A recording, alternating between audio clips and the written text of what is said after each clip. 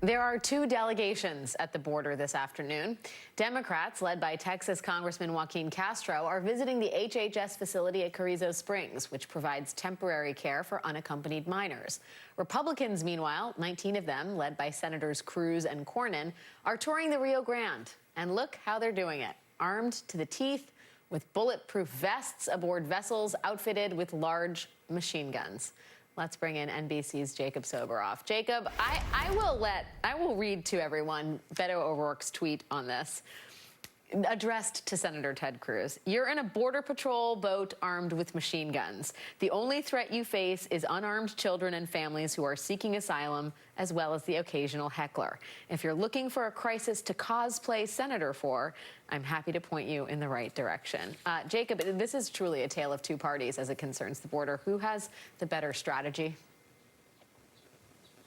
Well, the Democrats are looking at what's actually going on. I mean, I think is fair to say. And Republicans, what they're doing is preposterous, if you ask me. I have stood, if not dangerous, by the way, I've stood on that dock at Ansel Lewis Park. I've talked to those Texas Department of Public Safety agents. I have seen those boats and stood within feet, inches of them myself. They're not meant for patrolling the river to look for unaccompanied migrant children seeking asylum. They're meant to interdict drug smugglers.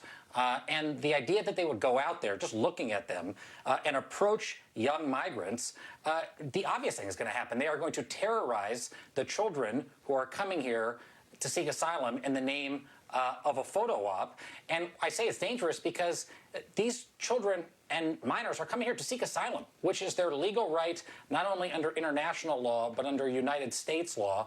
And if these Republicans really want to find a solution to what is the true humanitarian crisis at this moment, at this hour, at this minute, they would spend time figuring out how to get kids out of Border Patrol custody where they shouldn't be and put them over to Health and Human Services so they can have the expertise of a child welfare worker take care of them.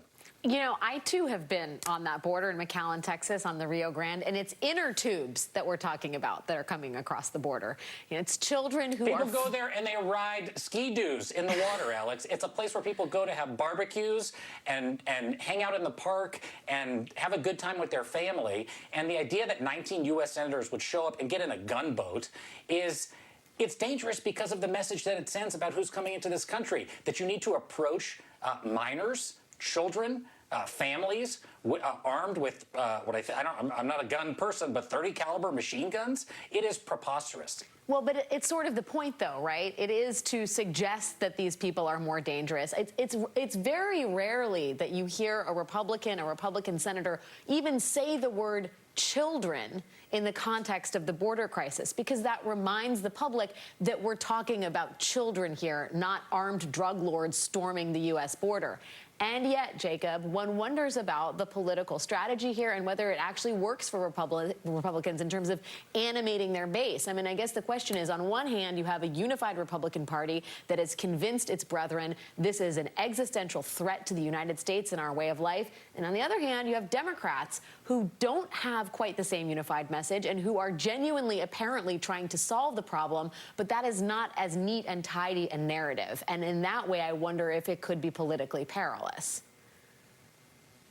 I do think it's a problematic for the fate of the overall comprehensive immigration reform bill and also even the more narrow bills, because there is mass confusion being stoked by Republicans around the issue of who, really our conversation about immigration reform is about. There's a conversation about reforming the immigration and asylum system at the border to make it more fair and safe and humane and orderly, as Secretary Mayorkas says and the president said yesterday at the press conference.